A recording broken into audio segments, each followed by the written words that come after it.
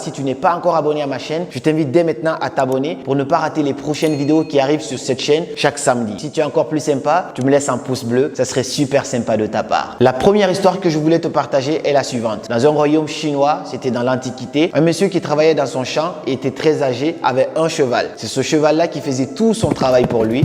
Et puis un jour, le cheval s'en alla et ne revenait plus pendant des jours. Tous les habitants du village se pointaient en disant « Oh mon Dieu, mais qu'est-ce que c'est vraiment triste, ton seul et unique cheval s'en est allé. Comment tu vas faire maintenant? C'est la pire chose qui puisse t'arriver. » Le monsieur, il regarda les gens et il disait « Ouais, peut-être. » Il a juste répondu par peut-être. Les gens disent « Mais il est fou, regarde ce qui lui est arrivé. » Il se met à dire peut-être. Et puis quelques jours plus tard, le cheval revient avec 3 autres chevaux.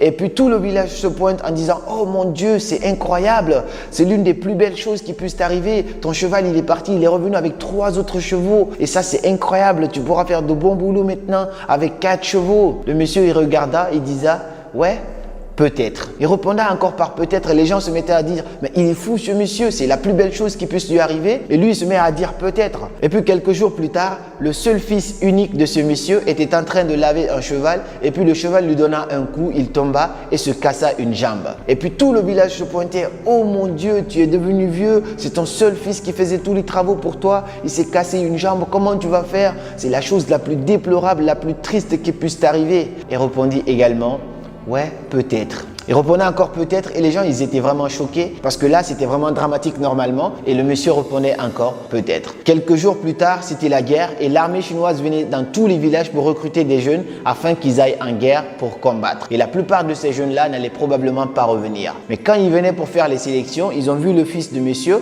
ils lui disent non, lui, on ne peut pas l'amener parce qu'il a une jambe cassée. Et après le recrutement, tout le village se pointait encore en disant « Oh mon Dieu, mais c'est la plus belle chose qui puisse t'arriver, tu avais raison au final. Ça c'est cool parce que ton fils il va pas aller en guerre, nous nos enfants ils vont probablement pas revenir. » Le monsieur il regarda une nouvelle fois les gens et disait « Ouais, peut-être. » La leçon de cette histoire, c'est quoi? C'est que peu importe ce qui se passe aujourd'hui, ce que toi tu peux percevoir comme étant la pire chose peut s'avérer comme étant la plus belle chose qui puisse t'arriver. Alors pourquoi donner des jugements hâtifs aux choses? Parce qu'on ne sait pas forcément si c'est la bonne chose ou si c'est la mauvaise chose qui puisse nous arriver. Parce que parfois, la vie ne nous donne pas ce qu'on veut. La vie nous donne forcément ce dont on a besoin. Mais parce qu'on est impatient, on veut obtenir les choses instantanément, on n'a pas cette capacité de percevoir cela. Et puis on se donne rendez-vous à la semaine prochaine pour une nouvelle vidéo. Comme toujours, c'était Karamo. Suivez vos rêves, ils connaissent le chemin.